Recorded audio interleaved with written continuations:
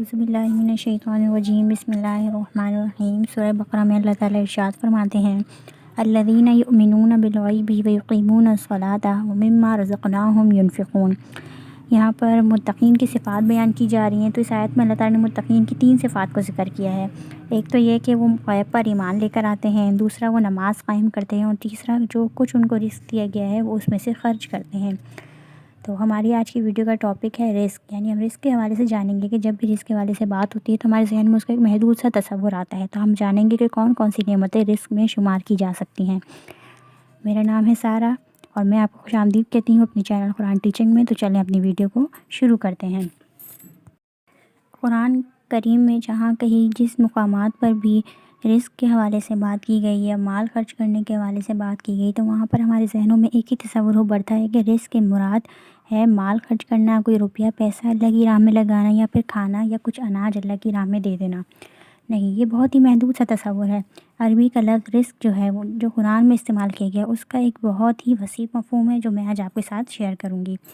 تو رزق سے مراد ایک تو یہ ہے کہ رزق کے لیے مال کا ہونا شرط نہیں ہے، بلکہ رزق کی صورت میں اللہ تعالیٰ کسی کو اچھا اخلاق یا حسن جمال بھی دے دیتے ہیں۔ یعنی اگر انسان کے پاس اچھا اخلاق موجود ہے، اٹھنے بیٹھنے اور بات کرنے کی تمیز ہے، یا اس کے پاس حسن اور جمال موجود ہے، خوبصورتی ہے،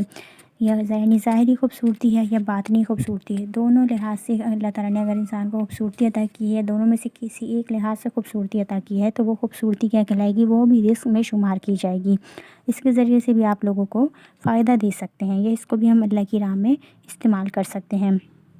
اسی طرح بعض اوقات اللہ تعالیٰ انسانوں کو عقل و دانش دے دیتے ہیں، یا اور اس فہم کی بنا پر انسان کے اندر اگر نرم مزاجی آ جاتی ہے یا تحمل اور حلیمی آ جاتی ہے، تو یہ چیز بھی رزق میں شمار کی جائے گی۔ یعنی کہ انسان کے پاس اگر ذہانت ہے، عقل ہے، اور وہ اس کو اللہ کی راہ میں لگاتا ہے، اچھی چیزوں میں استعمال کرتا ہے، تو یہ بھی اللہ کی نعمت ہے اور اللہ کی طرف سے عطا کیا گیا رزق ہے۔ اور اس کی وجہ سے اگر انسان کے اندر نرم مزاجی آ جاتی ہے، یعنی ایسا نہیں ہے کہ اگر انسان کے پاس ذہانت ہے اور وہ زیادہ پڑھ لکھ گیا اور کسی قابل ہو گیا تو وہ دوسروں کو کمتر محسوس کرنے لگے، دوسروں کی بے عزتی اور حقارت کا استعمال کرنے لگے۔ نہیں، بلکہ اس عقل و دانش کی بنا پر اگر اس کی طبیعت کے اندر نرم مزاجی آ گئی، حلیمی آ گئی، بردباری آ گئی، لوگوں سے محبت سے بات کرنے لگے، شفقت سے بات کرنے لگا ہے، اور اس چیز کو اللہ کی راہ میں استعمال کر رہا ہے، اس کی وجہ سے نہ تو مخلوق کو نقصان پہنچا رہا ہے، نہ کسی کو ذلیل کر رہا ہے، بلکہ اس کو اللہ کی راہ میں لگا رہا ہے، اس سے خود بھی فائدہ حاصل کر رہا ہے اور دوسرے کو بھی اس سے فائدہ دے رہا ہے، تو یہ بھی اللہ کی نعمت ہے اور یہ بھی رزق ہے۔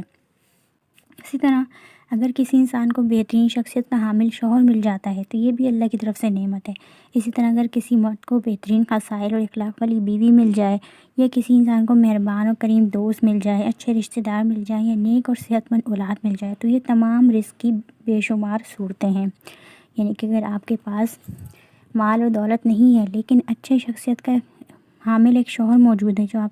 آپ سے محبت کر رہا ہے، آپ کا خیال رکھ رہا ہے، آپ کی پرواہ کر رہا ہے، آپ کی کیئر کر رہا ہے، آپ کو اپنے گھر میں عزت دلا رہا ہے، تو یہ کیا ہے؟ یہ بھی اللہ کی طرف سے رزق ہے جو آپ کو دیا گیا ہے۔ اسی طرح اگر کسی مرد کو اچھی بیوی مل جاتی ہے، حضور اکرم صلی اللہ علیہ وسلم کا ارشاد ہے کہ دنیا کی بہترین چیزوں میں کیا ہے؟ نیک، دنیا کے بہترین متاع ہے نیک بیوی، اور آنکھوں کی ٹھنڈک ہے نیک بیوی۔ 2 مختلف حدیثیں ہیں، تو دونوں میں بیوی کو یعنی بہترین چیز قرار دیا گیا اگر وہ نیک اخلاق والی ہے۔ تو اسی طرح کسی کو اچھی اخلاق والی، اچھی عادات والی بیوی مل جاتی ہے جو اس کی گھر کی چوکیداری کر رہی ہے، اس کے تمام کام خدمت سمجھ کے کر رہی ہے، اس کی ماں بہنوں کی خدمت کر رہی ہے، ان سے محبت کر رہی ہے، ان کی عزت کر رہی ہے، اس کی اولاد کی اچھی تربیت کر رہی ہے، تو یہ تمام چیزیں کیا ہیں؟ یہ بھی اس کو اللہ کی طرف سے دیا گیا رزق ہے۔ اسی طرح اگر آپ کو ایک اچھا وفادار اور مہربان اور کریم دوست مل جاتا ہے، یہ اچھے رشتہ دار مل جاتے ہیں جو آپ کے ہر مشکل وقت میں ساتھ دیتے ہیں، آپ کی ہر خوشی میں آپ کے ساتھ ہوتے ہیں، تو یہ بھی اللہ کی طرف سے دی گئی نعمت ہے۔ اسی طرح اگر آپ کو نیک اور صحت مند اولاد مل جاتی ہے، آج کتنے ہی جوڑے ہیں جو اولاد کی خوشی کے لیے ترس رہے ہیں، لوگ کتنے ہی پیسے ان کاموں میں لگا رہے ہیں، کسی طرح علاج ہو جائے اور اولاد مل جائے، یا کسی کے پاس اولاد ہے تو کوئی اپاہج ہے یا کوئی بیماری ہے، لیکن اگر آپ کو اللہ نے نیک اور صحت مند اولاد دی ہے تو اس کے لیے آپ اللہ کا شکر ادا کریں کہ اللہ نے آپ کو بہترین رزق عطا کیا ہے۔ اسی طرح رزق کی بے شمار صورتوں میں ایک صورت یہ بھی ہے کہ اللہ تعالیٰ آپ کو علم نافع عطا کر دے۔ علم نافع سے مراد کیسا علم ہے؟ علم نافع سے مراد دین کا علم ہے۔ اگر اللہ تعالیٰ آپ کو اپنے دین کے علم عطا کر دیتا ہے، دین کا فہم اور سمجھ عطا کر دیتا ہے، تو اس کے لیے اللہ کا بے شمار شکر ادا کریں کہ اللہ نے آپ کو اپنے راستے کے لیے چن لیا ہے۔ یا اللہ نے اگر آپ کو دنیاوی علم بھی دیا ہے، لیکن اگر آپ اس علم کے ذریعے سے دوسروں کو فائدہ پہنچا رہے ہیں تو یہ بھی آپ کے لیے علم نافع بن سکتا ہے۔ تو لہٰذا ہر کوئی بھی ایسا علم جس سے آپ دوسروں کو فائدہ دے رہے ہیں، دوسروں کی ذات کو نفع دے رہے ہیں، تو وہ آپ کے لیے علم نافع ہے۔ اسی طرح رزق کی بے شمار صورتوں میں یہ بھی ہے کہ اللہ تعالیٰ کسی کو لمبی عمر عطا کر دے۔ لمبی عمر بھی بہترین نعمت ہے کہ آپ کے پاس زیادہ سے زیادہ وقت ہوتا ہے کہ آپ دوسروں کو اچھائی کے راستے کی طرف بلائیں، اپنی ذات کی جو برائیاں، کمیاں، خامیاں ہیں ان کو دور کریں اور اللہ کی عبادات میں وقت کو صرف کریں۔ آپ نے جن اپنی زندگی میں تجربات سے جو کچھ سیکھا ہے وہ آپ اپنی آنے والی نسلوں کو سکھائیں، اور یعنی کہ یہ بہترین اللہ کی طرف سے دیا گیا رزق ہے۔ لمبی عمر بھی اللہ کی طرف سے دیا گیا رزق اور نعمت ہے۔ اسی طرح اگر آپ کو اللہ نے پاکیزہ دل عطا کیا ہے، اس پاکیزہ دل کی بنا پر آپ لوگوں میں خوشیاں بانٹ رہی ہیں، محبت بانٹ رہی ہیں، تو اس پر بھی اللہ کا شکر ادا کرنا لازم بنتا ہے، کیونکہ آج ہم دیکھیں کہ پاکیزہ اخلاق اور پاکیزہ دل کے حامل لوگ ملنا کتنا مشکل ہے۔ ہر کوئی یہی کہتا ہے کہ فلاں بندے پہ بھروسہ نہیں کرنا چاہیے، لوگ وفادار نہیں ہوتے، لوگ دھوکہ دیتے ہیں، لیکن اگر آپ کے پاس ایک پاکیزہ دل موجود ہے جس کے دل میں کسی کے لیے نفرت، حسد، ریاکاری، کینہ پروری نہیں ہے، تو یہ آپ کا پاکیزہ دل بھی بہت بڑی نعمت ہے جو آج کے معاشرے میں انتہائی مفقود ہے۔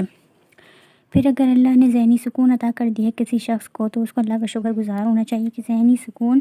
ملنے والا شخص بھی خوش نصیب ہے۔ آج کے معاشرے میں ذہنی سکون بالکل ہی ناپید ہو چکا ہے، اتنے مسائل ہیں، پریشانیاں ہیں، مہنگائی ہے، بے روزگاری ہے، اس وجہ سے لوگ یعنی اتنے چھوٹے چھوٹے عموماً کچھ لوگوں کے چھوٹے گھریلو مسائل ہیں جن کی بنا پر پریشان ہیں، کچھ بھی بڑے مسائل ہیں جن کی وجہ سے وہ پریشان ہیں،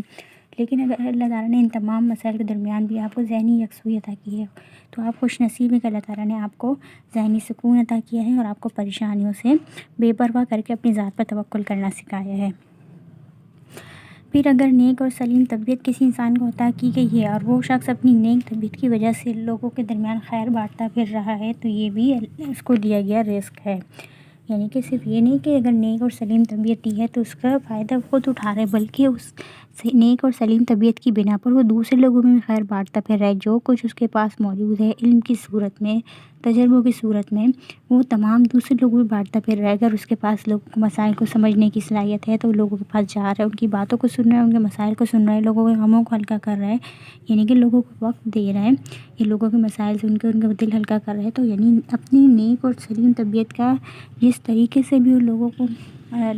فائدہ دینے کے لیے استعمال کر رہا ہے تو یہ چیز رزق ہے اور یہ وہ اللہ کی راہ میں خرچ کر رہا ہے۔ پھر اگر کسی انسان کو تقویٰ کا لباس پہنا دیا گیا ہے اور اس شخص کو اس تقوی کی بنا پر لوگوں نے عزت دی ہے اور مرتبہ دیا ہے، مرتبے والی حیثیت عطا ہو گئی ہے، تو یہ بھی اللہ کی طرف سے نعمت ہے۔ یعنی یہ نہیں کہ صرف اس کو تقویٰ کا لباس مل گیا، ایک تو تقویٰ کا لباس ملنا خود بذات بہت بڑی نعمت ہے، لیکن اس لباس کی بنا پر لوگوں کے درمیان اللہ نے اس کی عزت بھی رکھی اور لوگوں نے اس کو کوئی بلند رتبہ بھی دیا ہے، تو یہ کیا ہے؟ یہ عظیم ترین رزق ہے جو اس انسان کو دیا گیا ہے۔ دنیاوی لحاظ سے بھی وہ فائدے میں ہے اور اخروی لحاظ سے بھی اس کا فائدہ ہے۔